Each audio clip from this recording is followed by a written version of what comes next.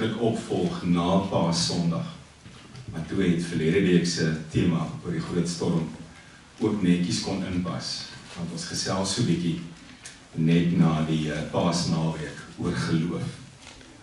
En daarom gaan ons vandag stil staan ook by Lukas 7. Maar voordat ons dit doen, ons leer vanmôre weer 'n nuwe lied aan. Hulle kom nou vinnig, hulle daag op en dan moet ons hulle eenvoudig sing. Die kom toe, alle lof en alle eer. Aan U is die heerlikheid en die majesteit. Aan U behoort ook my lewe, my planne, my drome, elke dag. Ek leer dit in U hande, Here. Aan U behoort alles. Vader, Seun en Heilige Gees, tot in ewigheid. Amen. Maar ons het verlede week gehoor dat daar 2 bedrywige dae was in Jesus se lewe, saam met sy disippels, voordat die 2 storms gekom het. Die eerste storm was gewees toe 'n skare opgedaag het, toe Jesus alleen wou wees. En uiteindelik was hulle heelwat by daai skare besig en dan word daai skare kos gegee. En dan sê die Here, die disippels moet na die oorkant toe vaar, hy wil vir 'n oomblik saam met God verkeer en dan tref die eerste storm. Nou die tweede gewesige dag is waarvan ons vandag gaan lees. Jesus gaan Kapernaum toe. Daar gebeur 'n paar goed. Slaaf word genees. Petrus se skoonmoeder word genees en dan is daar nog 'n klomp mense wat hulle siekes bring dat die Here sy hand op hulle kan lê. En dan weer eens vaar hulle oorkant na die ander kant toe en tref 'n tweede storm hulle waar Jesus in die boot in die slaap geraak het. Maar jy is daai eerste afspraak in Kapernaum, net voor die tweede storm. Is 'n kosbare oomblik. En ek gaan dit vanoggend met jou deel. Ons lees uit Lukas 7, in my Bybel op bladsy 78 van die 2020 vertaling, Lukas 7, en ons lees vanaf vers 1 tot 10. Die genesing van 'n slaaf, sê die opskrif, maar daar is eintlik soveel meer in hierdie gedeelte. Ek lees vanaf vers 1. Nadat Jesus ten aanhore van die volk al hierdie woorde uitgespreek het, was woorde wat soos die bergrede se woorde geklink het hy Kapernaum binne gegaan. 'n Slaaf van 'n sekere centurion, wat vir hom baie werd was tot die dood toe siek. Toe hy van Jesus hoor, het hy 'n paar van die Joodse familiehoofde na hom gestuur met die versoek dat hy kom om sy slaaf gesond te maak. Toe hulle by Jesus kom, het hulle hom dringend versoek en gesê, hy verdien dit dat u dit vir hom doen. Want hy gee om vir ons volk en het uit sy eie die sinagoge vir ons gebou. Jesus het saam met hulle gegaan. Hy was nie meer ver van die huis af nie. Toe stuur die centurion vriende om vir hom te sê, meneer, moenie verder moeite doen nie, want ek is nie werd dat u onder my dak inkom nie. Daarom het ek my ook nie waardig geag om self na u te gaan nie, maar sê net 'n woord en laat my slaaf gesond word. Want ook ek is 'n man wat onder gesag staan, met soldate onder my bevel. Vir een sê ek gaan en hy gaan, en vir 'n ander kom en hy kom. Vir my slaaf sê ek doen dit en hy doen dit. Toe hy dit hoor, was Jesus verwonderd. Hy het omgedraai na die skare wat hom gevolg het en gesê, ek sê vir julle, selfs in Israel het ek nie so groot geloof gevind nie. En toe die mense wat gestuur is by die huis terugkom, het hulle die slaaf gesond aangetref. Ek lees vandag, geliefdes, net tot hier. Ek wil saam met jou rustig raak in gebed voor die Here. En ons gaan ook begin om ons gebed in te lei met 'n geloofsbelijdenis. Here, as ek nou my oë toemaak, bely ek wat in my hart lê. U is die God, die Skepper God, van alle tye, van ewigheid. U het my geskape na U beeld. U het my wonderlik geskep, Here. Soos wat U alles gedoen het. Ek glo in U. Toe die tyd reg was, het U onder ons kom woon, kom tent opslaan. U is gestuur deur die Heilige Gees. U is die wêreld ingebring deur 'n maagd. U het die breedheid van die wêreld gesien. Mense soos Pontius Pilatus het U skuldig bevind. U is gekruisig op 'n goeie Vrydag. U het tussen hemel en aarde gaan hang. U het die laaste asem op die kruis uitgeblaas, is as 'n gesterfde van daai kruis afgehaal en 'n graf begrawe. U het ter helle neergedaal, Here. U het die graf leeg gelaat. U het die Sondag opgestaan. U het opgevaar en U sit in die regterhand van God waar U vir ons intree. U kom terug om te oordeel die wat nog lewe, die wat reeds gesterf het. Ek glo in U teenwoordigheid, Here, ook deur U Heilige Gees. Ek glo dat U op so 'n manier met my besig is elke dag, dat U my deur U Gees lei, dat U my rigting gee, dat U my vermaan, dat U my vertroos, dat U my bemoedig. Ek glo in die ewige lewe, Here, ek glo in die opstanding na die dood. Ek glo dat ons ook hier op aarde, voordat dit gebeur, is om by mekaar te wees, die gemeenskap van gelowiges te ervaar, om mekaar se laste te dra, om daar te wees vir mekaar. Ek glo dat ek saam met U sal deel in die ewigheid. En daarom, Here, is daar vandag 'n dankbaarheid in my hart. Ek hoef maar net terug te kyk na wat gister gebeur het, of eergister, of die afgelope week, om te beleef en om te sien en te ervaar dat U na my kyk. Ons is so geneig, Here, om net op die negatiewe te konsentreer. Ons is so geneig om net die krisisse raak te sien. Ons is so geneig om net oor die storms in ons lewens te praat, Here. Ek wil nie U goedheid meer as vanselfsprekend aanneem nie. Ek wil daaroor jubel. Ek wil dit op my lippe hê, Here. Ek wil daarvan praat. Ek wil die boodskap verkondig. Ek wil dit in my lewe uitleef. Dankie vir die geleentheid om as gemeente by mekaar te kom. Om ook vir mekaar te bid. Om ook vir ons kinders te bid, Here, met die aanvang van 'n nuwe kwartaal môreoggend. Ons wil bid dat U hulle veilig hou, dat U vir hulle 'n leerbare hart gee. Dat al die inligting wat na hulle kant toe kom, altyd gemeet sal word aan U almag en U grootheid en U goedheid. Dankie, Here, dat ons ook vir ons gesinne kan bid. Dankie dat ons ook vir ons ver familie kan bid.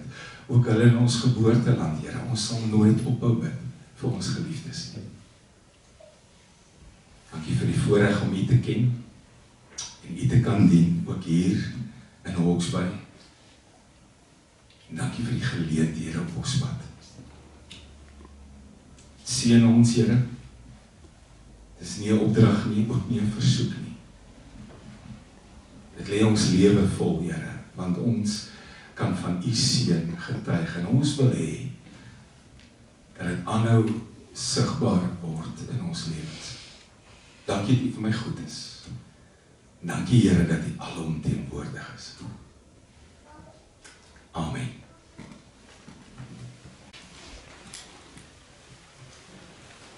Die Via Maris of die Via Marie, maak nie saak hoe jy dit uitspreek nie, is 'n baie belangrike handelsroete in die Bybelse tyd gewees. Baie keer hoor van die handelsroete wat oos met wes verbind het, Indië en Europa, was hierdie die handelsroete uit die suide uit. Egipte, met Mesopotamië en Sirië en En het hierdie handelsroete soos die een van Oos en Wes ook deur Israel geloop. Een van die klein dorpies op hierdie handelsroete was 'n plekkie met die naam Kapernaum. Was eintlik net 'n spatseltjie. 'n bitter klein dorpie is volgens navorsing so 1500 inwoners.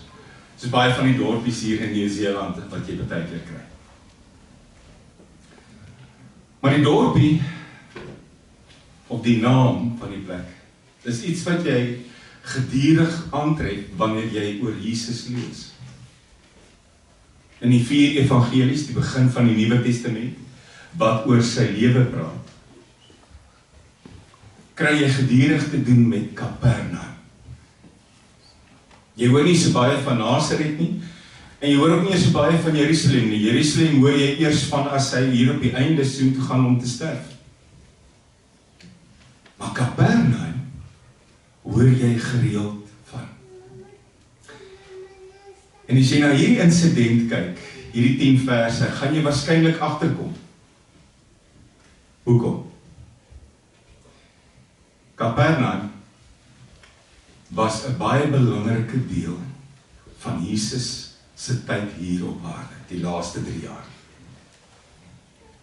Dit was sy veilige plek, sy hawe, die plek waar hy nie bedreigd gevoel het nie, en die plek waartoe hy kon ontsnap as dinge te warm geraak het. Letterlik 'n veilige hawe. En eintlik was dit 'n vreemde ding, want Kapernaum op sigself was 'n hawe dorpie, geleë teen die see van Galilea, die noordwestelike oewer. Eintlik was dit 'n klein dorpie, vol eenvoudige vissermanne. Hier was nie ouens wat groot geskyn het met hulle posisie. En is dan ook hier in Kapernaum, waar hy sy bediening begin het. As jy die Matteus lees, net nadat hy gedoop is, net nadat hy vir 40 dae en 40 nagte deur die Satan, deur die bose in die woestyn versoek is, waartoe gaan hy? Kapernaum. Dis waar alles begin. Dis ook waar hy sy eerste disippels roep. Simon Petrus en sy broer Andreas, besig met nette, want hulle is vissermanne. Dis ook hier waar hy die seuns van Zebedeus roep, Jakobus en Johannes, die tweede stel vissermanne. So kort voorlank was daar 4 vissermanne, 4 disippels in Kapernaum, wat hom gevolg het. Volgens oorlewering het hy Matteus ook hier ontmoet, wat in sy tolhuisie gesit het. En dis nou die ander kant van Kapernaum. Want op 'n stadium het Rome gekom en hierdie klein intieme vissersdorpie se karakter verander. Hoekom? Want hulle het 'n Romeinse basis hier gevestig. Hier was 'n garnisoenpunt. Hier was 'n Romeinse douanepunt. Eendag word hierdie ouens wakker, hierdie wonderlike vissersdorpie, stil en rustig. Jy kan gaan wegkry daar. En toe hulle weer sien, toe word hier 'n Romeinse basis gevestig. Ek kan my net indink hoe ontsteld hulle was. En is dan ook van hierdie Romeinse basis, een van die offisiere, dat 'n mens vinnig hoor. 'n centurio.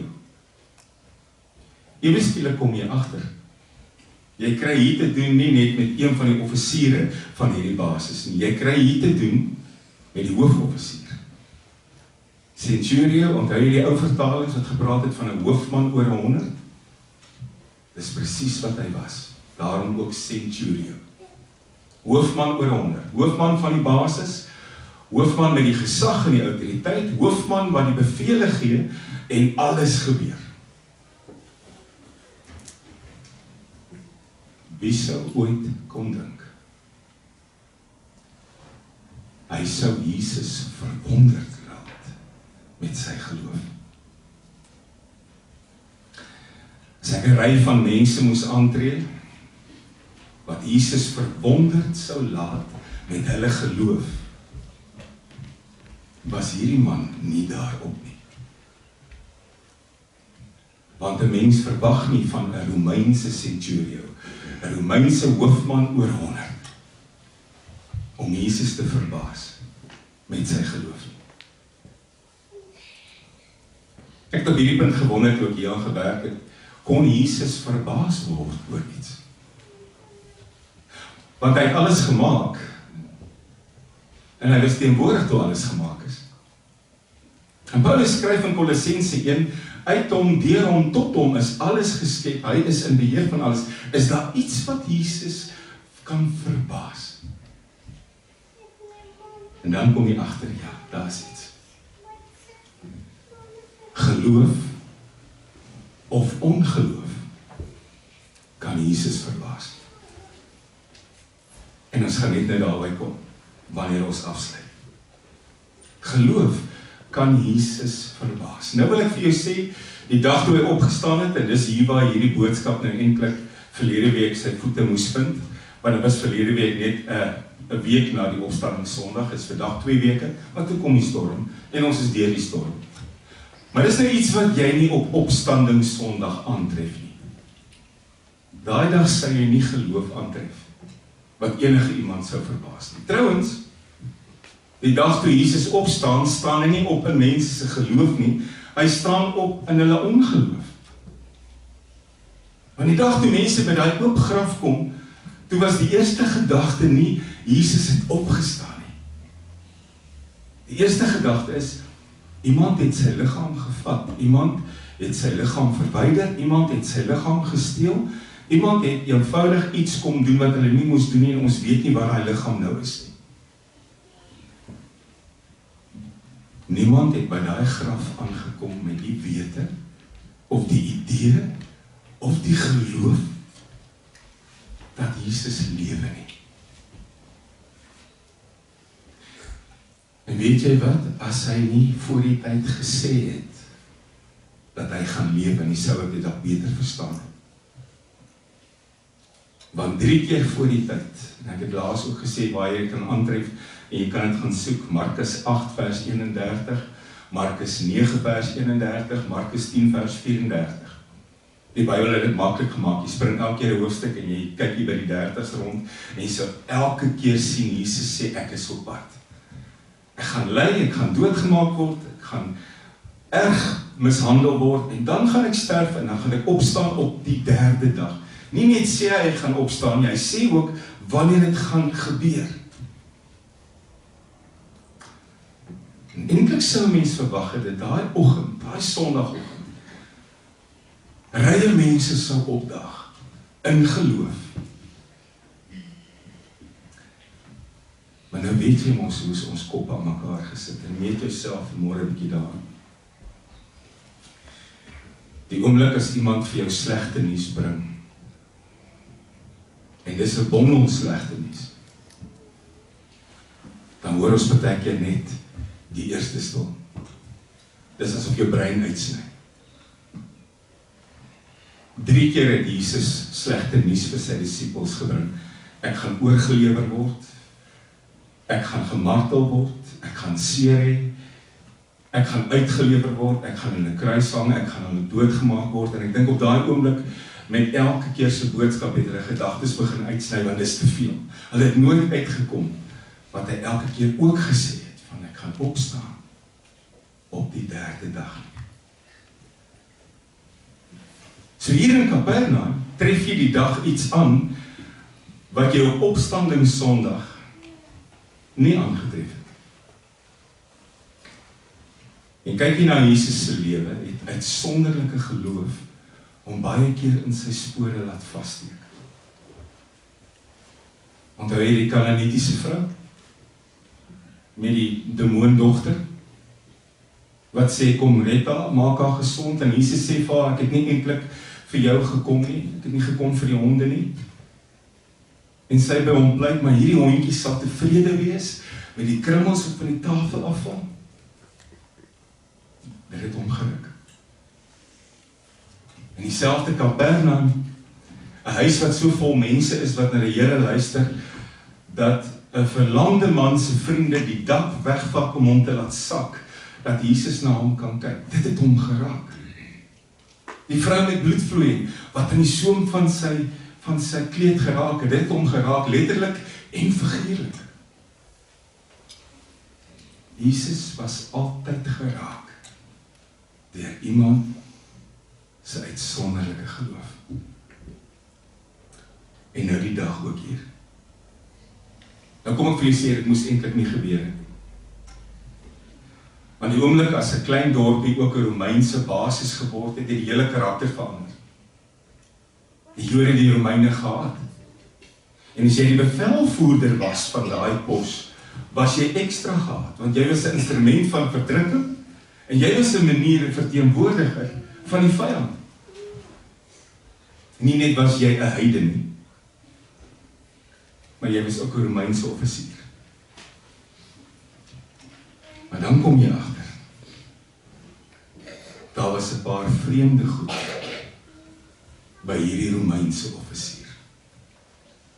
Hierdie was nie 'n gewone Romeinse offisier nie. Daar was 'n paar vreemde goed in sy lewe teenwoordig, wat alles anders maak. En die eerste ding,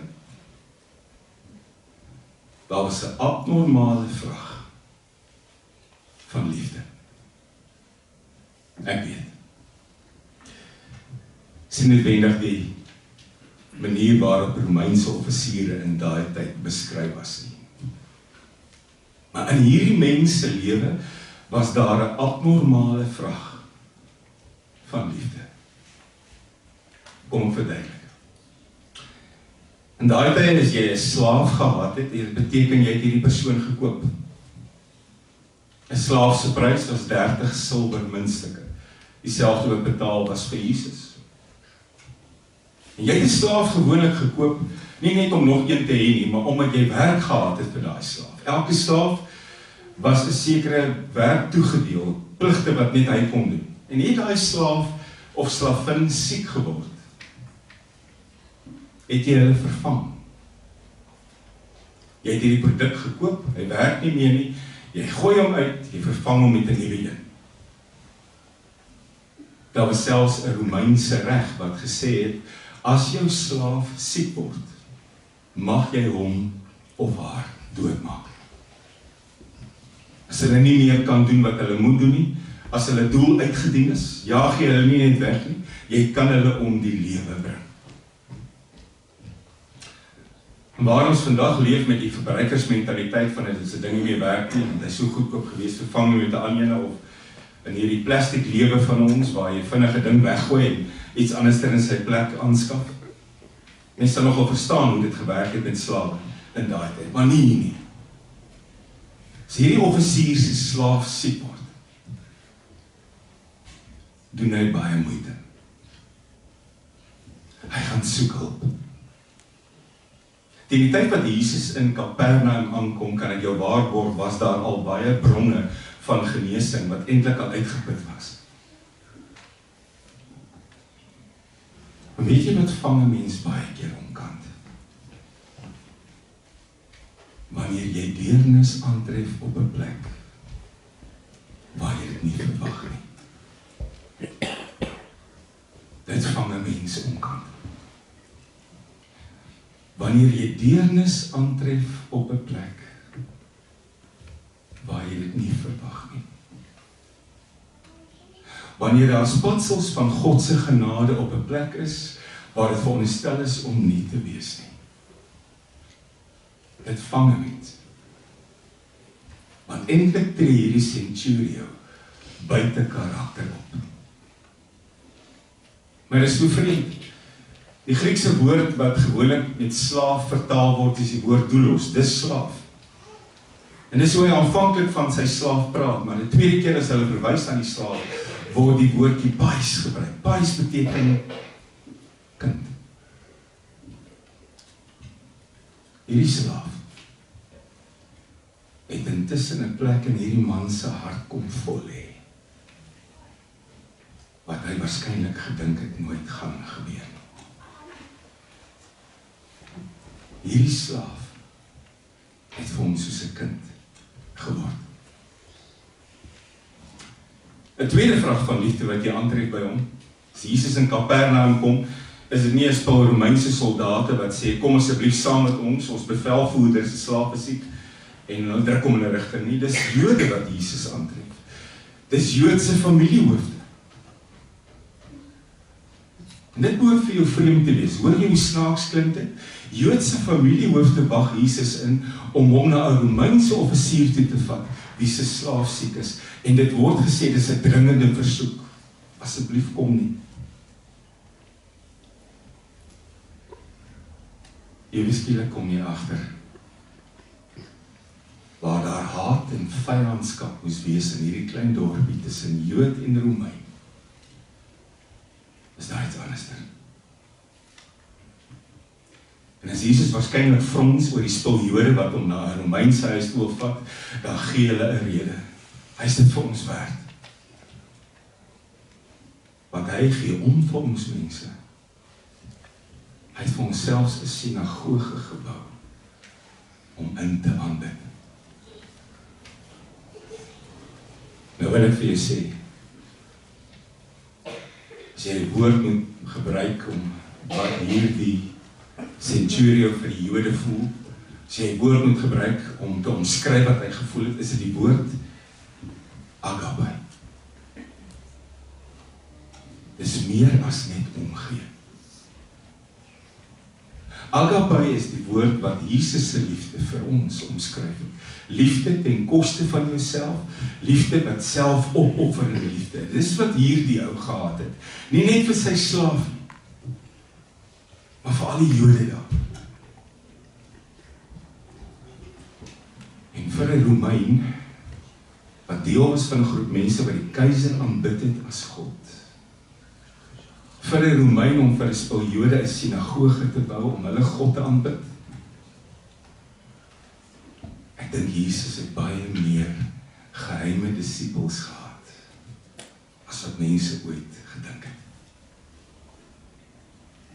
En dan kom hierdie spul Jode en hulle wil hom dadelik vat na hierdie ou se huis toe, want hy is dit vir ons werd. En ewe skielik kom jy 'n ding hier agter. Dis sy liefde wat hulle geraak het en nou tree hulle vir hom in. Nou probeer hulle iets teruggee, want sy liefde het hulle geraak. Ewe skielik wonder ek, hoeveel keer tree ons regtig vir mense in? Hoeveel keer gaan ons gebede regtig oor mense wat nie net deel is van ons gesin of klein familie of vriendekring nie, maar mense wat baie en groter is. Hoeveel keer tree ons regtig vir mense in?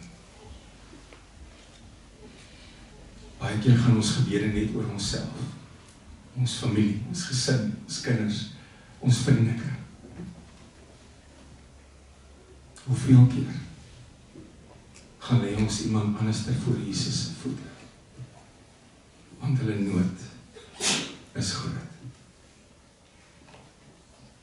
So dadelik kom jy agter, hierdie centurio se liefde het mure afgebreek. Ek is stikkend geskok. En dan kom jy 'n tweede ding agter. Die manier waarop hy vir Jesus nader. Nou aanvanklik lyk dit asof hy sy posisie misbruik. Want hy sê vir 'n spul Jode, gaan wag julle Messias in en bring hom dadelik. En dis 'n dringende versoek. En aanvanklik sou 'n mens dink, dis nou iemand wat sy autoriteit laat geld. Dis iemand wat sy gesag afdwing.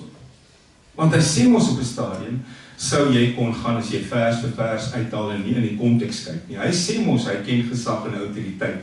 Hy sê vir een ou gaan en die ander ou gaan en nie. Hy sê vir die ander ou kom hiernatoe en hy kom hiernatoe.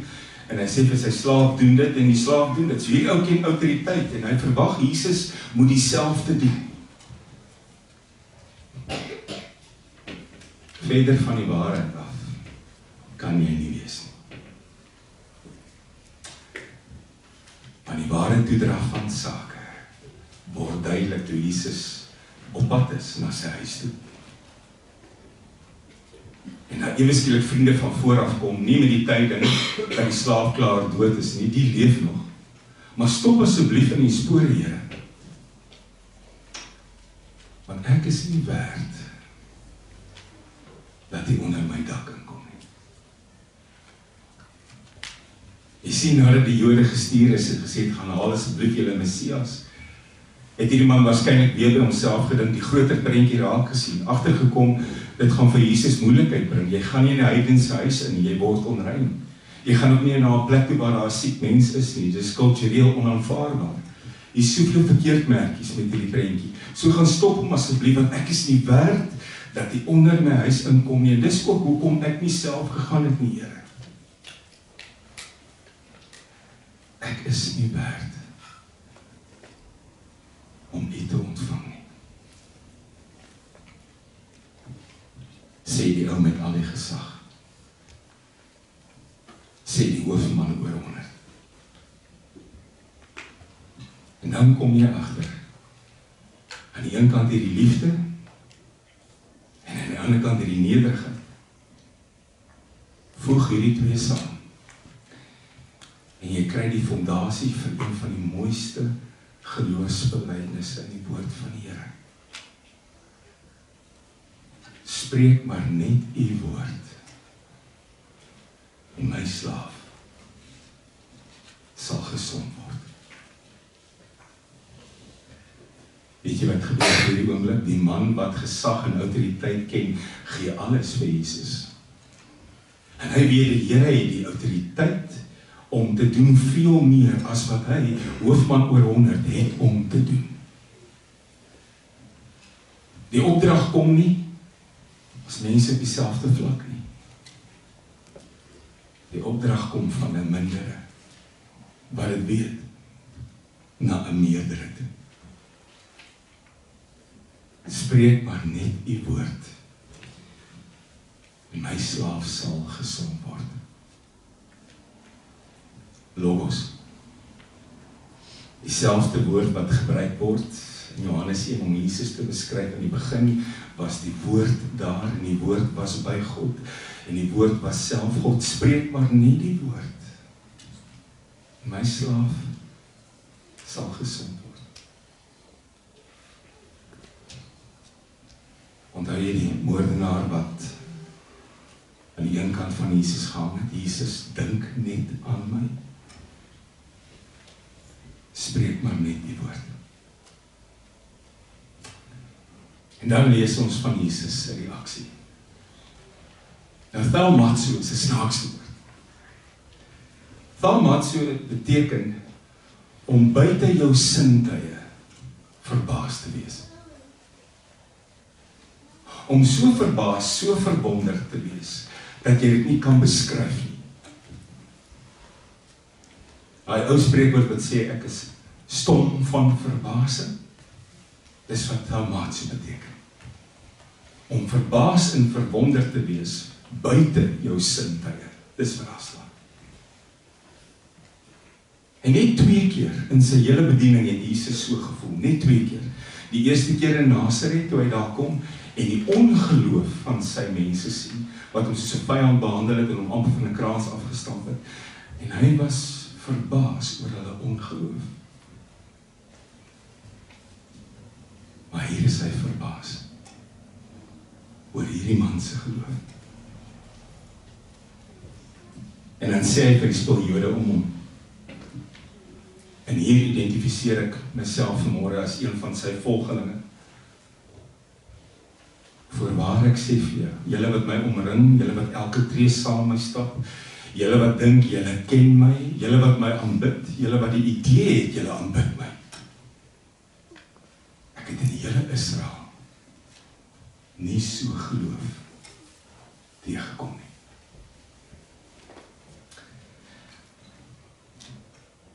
Is dit vanmôre waar van my? Want ek ken hom, ek het hom lief, ek lees van hom, bely sy naam, besing sy grootheid. Ek dank hom vir alles wat ek ontvang, ek gaan soek my hulp by hom. Ek kry my troos by hom. Maar glo ek, soos hierdie man geglo het. In die Matteus weergawe, en dit word nie hier gedoen nie, Matteus 8 vers 13, antwoord Jesus hom en hy sê vir hom, gaan En dit sal gebeur soos jy glo. Nou wonder ek volgende. Ek wil die Here ken, ek wil die Here lief hê, ek wil in die Here se teenwoordigheid leef elke dag. As iemand vandag vir my moet sê, gaan, en dit sal gebeur soos wat jy glo. Wat sal gebeur in my lewe? Ons is op pad na 'n volgende tema toe, volgende Sondag. Maar dis die vraag wat ek wil hê, jy in hierdie week vir jouself moet vra. As die Here vir jou moet sê, gaan, dit sal gebeur soos jy glo. Wat gaan in jou lewe gebeur? Amen.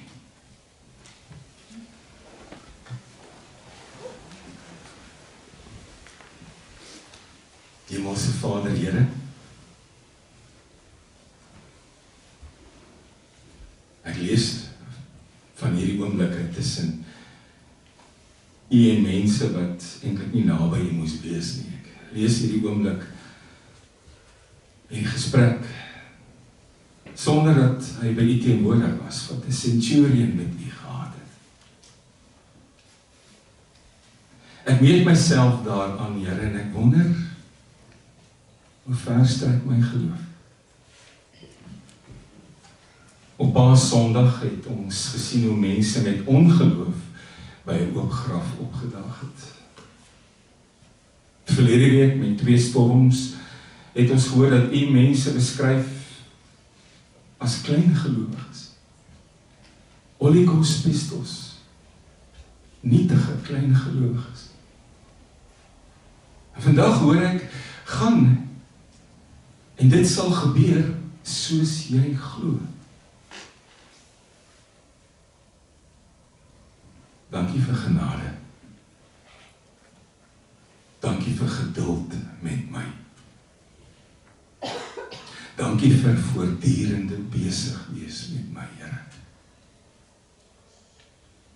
Ook in hierdie week wil ek hierdie vraag antwoord, en dis hoekom dit in die woord staan. As moet gebeur in my lewe soos wat ek glo. Wat sal gebeur? Gee my die rustigheid, die insig, die leiding om eerlik te wees, Here. Amen.